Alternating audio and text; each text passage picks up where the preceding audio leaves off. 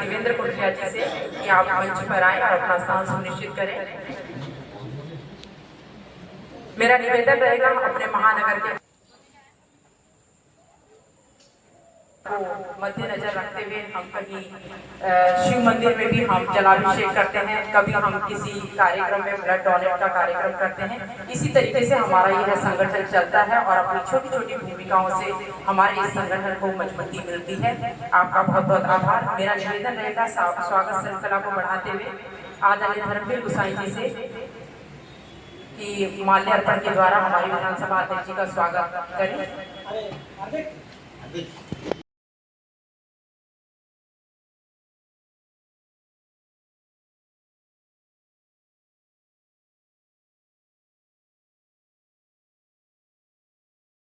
उपाध्यक्ष हैं और पिछले लगातार 5 वर्षों से हम उत्तराखंड प्रांत के अंदर हम काम कर रहे हैं। जैसा कि आपने परिचय में पहले बताया कि हमारे साथ जो कार्यकर्ता जुड़े हुए हैं या जो हमारे कार्यकर्ता हैं वो सभी विभिन्न सामाजिक और राजनीतिक दलों में काम करते हैं, लेकिन उस सबके अलावा और एक राष्ट्रवादी विचारधारा को रखते हुए हमारे साथ काम करते हैं। जैसा कि हमारे अधिकांश कार्यकर्ता हमारे बारे में जानते हैं, जो भारत तिब्बत सहयोग मंच है इस वर्ष 26 वर्ष का हो गया है। 5 मई 1999 को जो कि हिमाचल प्रदेश के अंदर धर्मशाला नामक एक जगह है, वहाँ पर राष्ट्रीय स्वयं सेवक संघ के जन्म हुआ। इसका नाम भारत तिब्बत सहयोग मंच रखा गया। इसकी आवश्यकता क्यों पड़ी, इसके बारे में बहुत लोगों को जानकारी है। आप सब लोगों को ये तो जानकारी है कि हम जिस प्रदेश के अंदर रहते हैं, उत्तराखंड प्रदेश, उसकी सीमाएं चीन से लगती हैं। हम सीमावर्ती राज्य भी कहलाए जाते हैं, लेकिन जैसे आप सब लोगों को विदित है कि 1962 में जब चीन ने हमें आक्रमण किया, उससे पहले चीन हमारा पड़ोसी नहीं था, हमारा पड़ोसी तिब्बत था। तिब्बत के साथ हमारे सांस्कृतिक संबंध रहे हैं, व्यापारिक संबंध रहे हैं, लेकिन 1962 के युद्ध के बाद चीन ने अपनी कुटिल चालों के चलते तिब्बत को हड़प लिया और तिब्बत को नहीं हड़पा, बकायदा वो अपने नक्शे के अंदर उत्तराखंड को और जो हमारे नॉर्थ ईस्ट के राज्य हैं उनको भी वो अपने नक्शे में दिखाता है। चीन के जो बुरे इरादे हैं उनके बारे में हम सब लोग समाज में बताएं और उसके अलावा लाखों की तादाद में 1962 में जब तिब्बत को चीन ने हड़पा था तो लाखों की तादाद में तिब्बती शरणार्थी के रूप में हमारे देश के अंदर आए। उत्तराखंड के अंदर भी कई जगहों पर जैसे देहरादून है, पिथौरागढ़ है, नैनीताल है, ऐसी जगह में बहुत सारे तिब्बती रहते हैं। वो सब लोग हमारे यहाँ पर हैं, अपने देश को छोड़ करके तिब्बत की आज़ादी और के साथ साथ जो हमारा 1962 में जो हमारा हिस्सा कब्जाया गया था कैलाश मानसरोवर, जो कि हमारे देवादिदेव महादेव का स्थान है, जहाँ हर सनातनी की इच्छा है कि वो वहाँ पर जाए और जा करके एक बार अपने जीवन के अंदर कैलाश मानसरोवर की यात्रा करे। उस स्थान पे भी चीन का कब्जा है। हमें वहाँ यात्रा में जाने के लिए हमको बकायदा वीजा देना पड़ता है। और अभी आपने 1 वर्ष पूर्व आपने एक नए मार्ग के बारे में सुना होगा। हमारे यशस्वी प्रधानमंत्री नरेंद्र मोदी जी ने उत्तराखंड के पिथौरागढ़ जिले से कैलाश मानसरोवर का एक मार्ग खोला और वहाँ पर एक आदि कैलाश की जगह है जिसको छोटा कैलाश भी कहते हैं, उसकी यात्रा प्रारंभ की। उस कैलाश मानसरोवर की मुक्ति के लिए भी हम लोग समय समय पर अभियान चलाते हैं। उसके अलावा 20 अक्टूबर जिस दिन चीन ने भारत पर आक्रमण किया था, उस वर्षगांठ को हम हर वर्ष बहुत बड़े पैमाने पर मनाते हैं। हम देश की जनता को ये बताना चाहते हैं कि चीन भी हमारा उतना ही बड़ा शत्रु है जितना कि पाकिस्तान है, लेकिन बड़ी चालाकी के साथ पिछले 70 सालों से ज्यादा समय हो गया जो सरकारें रही, उन्होंने कभी चीन की कुटिल चालों के बारे में ना तो हमें बताया, ना ही हमारे आने वाली पीढ़ी को ये बताया, इतिहास में पढ़ाया कि चीन ने किस प्रकार से हमें आक्रमण किया। गोसाई जी, श्री कुलदीप रावत जी, श्रीमती रानी नेगी जी, श्री सुभाष पांडे जी, श्रीमती डोबरिया जी, श्रीमती मोनिका सिंह जी, लीला पटवारी आई हैं, हमारे ग्रुप में वार्ड मेंबर रही हैं, लक्ष्मी नेगी भी हैं शायद। मैं आप सभी का पहले तो धन्यवाद करती हूँ कि आप लोगों ने समय निकाला और आप लोग यहाँ पर आए हैं। भारत तिब्बत सहयोग मंच जो आपका है, उसकी अगर मैं उसको मैं थोड़ा जानने का प्रयास कर रही थी तो ये हमारे जो माननीय इंद्रेश जी हैं, उन्होंने डॉक्टर इंद्रेश जी उन्होंने इस चीज़ को शुरू किया और एक मकसद से शुरू किया था। जिस वक्त शायद जब उन्होंने ये शुरू किया था ये मंच, उस वक्त तिब्बत की स्थिति या चाइना का जो इस तरह का रोल वो प्ले कर रहे थे vis-a-vis तिब्बत, वो बहुत ही खराब था, सिचुएशन अच्छी नहीं थी और तिब्बत को नुकसान पहुंचने का मतलब कि हमें भी नुकसान पहुंचना था।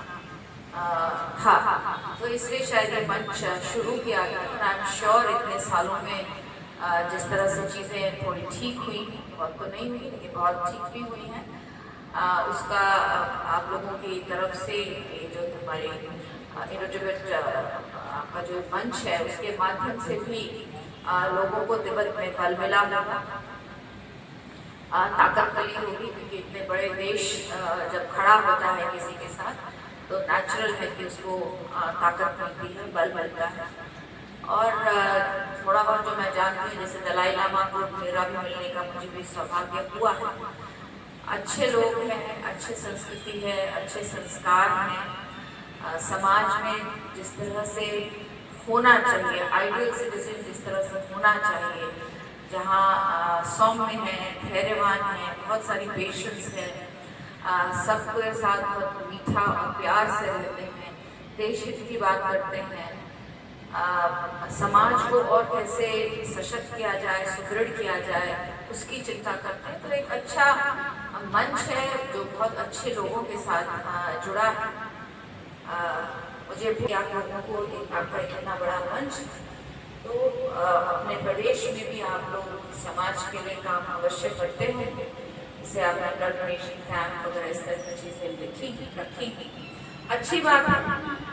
एक तो देखिए प्लेटफॉर्म आपके पास है, बिना प्लेटफॉर्म के आजकल काम करना बहुत आसान नहीं है। जब हमें मंच मिलता है तो मंच से काम करने की बात थोड़ी और होती है, लोग सुनते हैं, समझते हैं और आपके बातों को समझकर अनुकरण करने का भी प्रयास करते हैं। इंडिविजुअली अगर हम काम करते हैं तो इतने सक्सेसफुल नहीं हो सकते हैं जितना कि हम जब मिल के काम करते हैं तो हम सक्सेसफुल हो सकते हैं। आज के भारत की परिप्रेक्ष्य की बात करूँगी क्योंकि मैं भी 2017 में ही राजनीति में आई, उससे पहले मैं पढ़ाती थी। आज की राजनीति, आज का समाज, आज के समय में बहुत आवश्यक है कि प्रबुद्ध लोग, ऐसे लोग जिन्होंने देश हित में काम किया है, खासकर मैं सैनिकों का यहाँ पर बोलना चाहूँगी। सैनिक की बेटी हूँ तो हमारा एक बहुत ही अलग किस्म का लाइफस्टाइल होता है, जहाँ बचपन से लेकर हर घर में इस तरह के संस्कार दिए जाते हैं, जहाँ केवल हमें राष्ट्र हित, राष्ट्रवाद की बात की जाती है, मतलब खून में भरा जाता है। साथ ही साथ अलग अलग जगहों पे रहते हैं, कभी भाषा भी महल जैसे 10-10, 12-12 एकड़ के घरों में रहते हैं। तो हमें हर तरह की परिस्थिति में ढलना, ईमानदारी हमारे खून में है, सच्चाई से काम करना हमारे खून में है। सैनिक जब भी कोई काम करता है वो पहले फर्स्ट नेशन की बात करता है और उसके बाद सेल्फ, फैमिली तो बहुत ही शायद कहीं अंत में आती है। तो आप जब रिटायर होकर ऐसे ऑर्गेनाइजेशन से जुड़ते हैं तो हमारा धर्म और कर्तव्य ये भी है कि ये बच्चों को हम इन संस्कारों से जोड़ें। बच्चे सुने चाहे नहीं सुने, हमें अपनी बात कहनी है, क्योंकि जितनी बार आप चीज़ों को रिपीट करेंगे उतनी बार वो बच्चे चाहे आपको लग रहा है सुन नहीं रहे, लेकिन वो संस्कार उनके अंदर धीरे धीरे आ रहा है। हमने भी नहीं सुना जब हमारे पिताजी कहते थे बत्ती बंद करो, पंखा मत चलाओ, पानी ऐसा इससे तरीके से बात करो, वहाँ प्रणाम करो, इससे हम भी नहीं सीखते थे। लेकिन आज शायद वो कहीं ना कहीं हमारे मस्तिष्क में रहा होगा, इसलिए हम इस देश के लिए, इस प्रदेश के लिए एक अच्छे नागरिक बन के उठ रहे हैं। तो हमारा कर्तव्य, सैनिकों का खासकर मैं कह रही हूँ, आपका बहुत बड़ा रोल हो सकता है आज सिविल सोसाइटी में। आप अपने आर्मी के जीवन में, अपने सैनिक, जब आप सैनिक रहे और सेना के जीवन में बहुत ही कुकून लाइफ, बिल्कुल हम लोगों को तो पता ही नहीं होता था सिविल है क्या। जब मुझे कोई एसडीएम और डीएम की बात करता था तो हमें नहीं पता था, हमें तो ब्रिगेड कमांडर और इस तरह लंगर की बात पता होती थी, हमें नहीं पता होता था। तो हमने बहुत ही अच्छी साफ सुथरी लाइफस्टाइल जी है, और वो अच्छी लाइफस्टाइल, साफ सुथरी लाइफस्टाइल हमें अपने बच्चों को सिखाना है, उन्हें वो संस्कार देना है। और मुझे खुशी होती है जब जनप्रतिनिधियों के रूप में मैं सेना से लोगों को देखती हूँ, और प्रधान से लेकर और विधायक तक और सांसद तक मैंने जब दिखता है, एक अलग स्वरूप दिखता है, और खुशी होती है कि जनप्रतिनिधि भी इस तरह से कार्य कर सकते हैं। जनप्रतिनिधि जो सेना से निकल के आए हैं वो एक लीडरशिप दे सकते हैं प्रदेश को और देश को और अपने गांव को और अपने वार्ड को। तो बहुत अच्छा लगता है मुझे देख के कि अब ज़्यादा से ज़्यादा हमारे जो सैनिक भाई हैं वो पॉलिटिकली अवेयर हो रहे हैं और पॉलिटिक्स के साथ जुड़ रहे हैं। कठिन है, बहुत ज़्यादा कठिन है। मैं तो बहुत बार सोचती मेरे पिताजी ने राजनीति कैसे की होगी, बहुत कठिन काम है, क्योंकि आर्मी बिल्कुल अलग व्यक्ति का बना हुआ है। लेकिन उसके बावजूद बहुत अच्छा काम किया उन्होंने, क्योंकि उन्होंने पूरा अपना आर्मी का सारा एक्सपीरियंस उन्होंने अपनी सिविल लाइफ में और अपने, चाहे वो रोड बनाना हो, चाहे वो मोबाइल टावर बनाना हो, चाहे वो पासपोर्ट ऑफिस खोलने हो, चाहे मतलब हर एक काम में उन्होंने जो सीखा था सेना में वो पूरा लगा दिया इस सिविल लाइफ में, और इसीलिए शायद वो बहुत सक्सेसफुल रहे, बहुत ही ज़्यादा सक्सेसफुल रहे। 2.5 साल में अगर एक व्यक्ति नॉर्थ साउथ ईस्ट वेस्ट को जोड़ सकता है, वो शायद एक सैनिक ही हो सकता है जो ये काम कर सकता है। 2.5 साल तो आपके पास बहुत कुछ खजाना था, और अब उस खजाने को बांटने में नहीं लुटाई गई। मंच मिला हुआ है आपको, बहुत सुंदर मंच मिला हुआ है, इसमें आप लोग काम करिए। और बाकी सभी को भी कहूँगी, संगति जब अच्छी होती है तो चीज़ें अपने आप अच्छी होती हैं। तो अच्छी संगति में रहकर अगर हम समाज के लिए काम कर सकते हैं तो हमें करना चाहिए। जैसे मैंने पहले भी कहा, मंच बहुत अच्छा है, मंच आपके पास है। एक भी जीवन को अगर आप बदल पाए, हम तो कहते हैं कि 100 जीवन बदलिए, एक भी जीवन अगर आप बदल पाए तो आप मान के चलिए आपका बहुत बड़ा काम है। इसका प्रयास हम सबको करना चाहिए, क्योंकि हमारी आवश्यकता है समाज को पढ़े लिखे, शिक्षित, अच्छे विचार वाले लोगों की आवश्यकता है, और वो आप हैं। तो इस प्लेटफॉर्म को यूज करते हुए अपनी राय रखिए राष्ट्र हित में। जैसे बताया गया कि बहुत से आप लोग भाजपा से भी जुड़े हैं, सब मुझे नहीं पता, लेकिन बहुत से आप लोग भाजपा से भी जुड़े हैं, और वो ऐसी एक विचार के साथ चलती हुई पार्टी है जो राष्ट्रवाद की बात करती है, राष्ट्र हित की बात करती है। और शायद हम सैनिक भाइयों के लिए बहुत आसान हो जाता है उससे अलाइन करना, क्योंकि उतना ही डिसिप्लिन है, उतने ही सिस्टम्स हैं। तो अच्छी बात है कि आप भाजपा से जुड़े, समाज के लिए अच्छा काम करिए। समाज को और कैसे हम आगे बढ़ा सकते हैं, खासकर कोटद्वार के लिए मैं कहना चाहूँगी, हम सबको अपने अपने स्पेस में, अपनी अपनी जगह में ये प्रयास करना चाहिए कि हम कोटद्वार को किस तरह विकसित कर सकते हैं। हम गांव से आए, हम गांव से पलायन करके आए, लेकिन क्या अगला पलायन कोटद्वार का होगा? इसकी चिंता करनी बहुत आवश्यक है। हम जमीन के लिए लड़ रहे हैं, हम एक एक टुकड़े के लिए लड़ रहे हैं, हम सड़क नहीं बनने दे रहे हैं, हम नालियाँ नहीं खोदने दे रहे हैं, हम पोल नहीं लगाने दे रहे हैं, हम ट्रांसफार्मर्स नहीं लगाने दे रहे, हम 20 फीट की सड़क को 12 फीट कर दे रहे हैं अतिक्रमण की वजह से। तो क्या आपका बच्चा ऐसे कोटद्वार में रहना चाहिए? सोचनीय है। हम लोगों को चिंता करनी होगी। ये बिल्कुल ना सोचे यहाँ पे बैठे 50 लोग, किसान लोग, ये हमारे करने से होता है, हर एक व्यक्ति के करने से। सुवेज ट्रीटमेंट प्लांट हमारे पास नहीं था आज तक कोटद्वार जैसे शहर के पास। इससे बहुत आवश्यक है कि आप लोगों को भी इस तरह से काम करना चाहिए, आइडियाज देने चाहिए, विजन लेकर आना चाहिए। जनप्रतिनिधियों को आपको अपना राय देनी चाहिए, बताना चाहिए कि इस तरह से चीजें होनी चाहिए कैसे, क्योंकि आखिर हम रोज घूमते हैं कोटद्वार, कैसे चीजों को सुधारा जा सकता है, कैसे चीजों को अच्छा करा जा सकता है, इन चीजों की चिंता करनी चाहिए। नहीं तो फिर कठिन होगा अगर समाज ही सुदृढ़ नहीं रहेगा, समाज ही अच्छा नहीं रहेगा, तो किस तरह से फिर आगे बढ़ा जाएगा। तो ये मौका अच्छा है, योजनाएं हैं, प्रधानमंत्री चाहते हैं कि विकास लास्ट आखिरी पायदान पे खड़े हुए व्यक्ति तक हम विकास पहुंचा सकते हैं, और हो रहा है। ये हम नहीं कह सकते हैं कि कुछ नहीं हो रहा है, जमीन पर बहुत सारा काम हो रहा है, और उसमें अगर हम भी लग जाए, देख लें कि और अच्छा काम हो जाए कैसे। अगर 100 रुपया सरकार के माध्यम से आया है, वो 100 रुपये लगे, इसमें मैं भोला जी को की तारीफ करना चाहूँगा। वो छोड़ते नहीं, वो 100 का 110 ले लेते, 100 नहीं तो 110 निकाल लेते।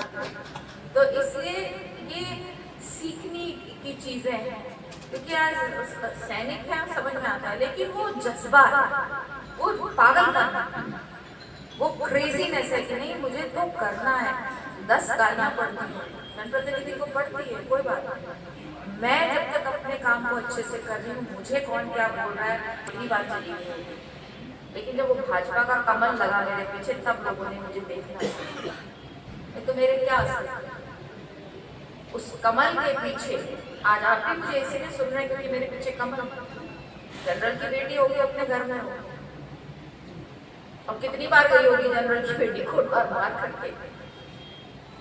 तो बहुत बड़ा प्लेटफॉर्म है। इसी तरह से आपका ये मंच, इंडो टिबेटन मंच, बहुत बड़ा प्लेटफॉर्म है। इसको आप कैसे यूज कर सकते हैं ये आप पर, और इतना बड़ा अगर आपका संगठन है, अभी आप कुछ चुनिंदा लोग आए हैं, अध्यक्ष लोग आए हैं यहाँ पर, आपकी बहुत बड़ी टीम है। इस टीम को किस तरह से भारत को विकसित करने में, कोटद्वार को विकसित करने में, उत्तराखंड को विकसित करने में, बच्चों को अच्छे संस्कार देने में, बच्चों को आगे ले जाने में हम क्या कर सकते हैं, इसकी चिंता हमें अवश्य करना चाहिए। और इसकी चिंता अगर हम करेंगे तो मैं आपको विश्वास दिलाती हूँ चीजें बदलेंगी। चीजें सिर्फ ऊपर के लेवल से नहीं बदलती, जब कंधे से कंधा मिलाकर जनता, जनप्रतिनिधि सब कंधे से कंधा मिला के चलते हैं, तब चीजें बदलती हैं। और बहुत बार उसमें समय लग जाता है, लेकिन आप मोटिवेटर्स हैं, ये समाज को और ताकत देगा, समाज को और सुदृढ़ करेगा, समाज को स्वस्थ करेगा, समाज को शिक्षित करेगा। आप सबने मुझे समय दिया, इसका बहुत बहुत आभार। लेकिन कई लोगों का मानना, हम सबका मानना ये रहता है कि हम समाज में क्या क्या सुधार सकते हैं। विषय ये नहीं है, विषय यह है कि पहले हम अपने आसपास के वातावरण को कैसे ठीक कर सकते हैं, उसकी क्या योजनाएं हैं जो हमें माननीय विधायक से लेनी है या उनके साथ हमें विचार विमर्श करना है। तो इसी तरीके का अगर हमारा काम करने का तरीका हो तो मुझे लगता है शायद कि कोटद्वार के विकास को कोई नहीं रोक सकता। मेरा अगला निवेदन रहेगा, कार्यक्रम समाप्ति की ओर है। हमारे महानगर के अध्यक्ष आदरणीय कुलदीप सिंह रावत। इस सवाल की तो मैं बहुत टाइम से चाहती थी कि मुझे ऐसा मंच या ऐसा मिले कि मैं अपनी बात रख सकूं। सबसे बड़ी बात मैडम यहाँ